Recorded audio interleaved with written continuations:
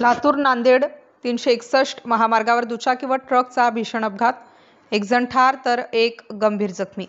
लातूर नांदेड राष्ट्रीय महामार्ग 361 अहमदपूर जवळील थोरलेवाडी पाटीजवळ ट्रक क्रमांक MH26 BE 7011 he truck Shirur कडून नांदेडकडे जात असताना मोटारसायकल क्रमांक MH24 Y 7901 ही मोटारसायकल स्वार थोरलेवाडीकडून अहमदपूरकडे येत होता. भरधाव वेगाने येणारी मालाने भरलेली ट्रक दुचाकी स्वारात जोराने धडक दिल्याने दुचाकीवरील विजय शेषराव सोमावसे वय वर्ष 35 राहणार नांदुरा खुर्द हे जागीच ठार तर अमर बाबूराव पुट्टेवाड वय वर्ष 35 राहणार नांदुरा बुद्रुक हा गंभीर जखमी.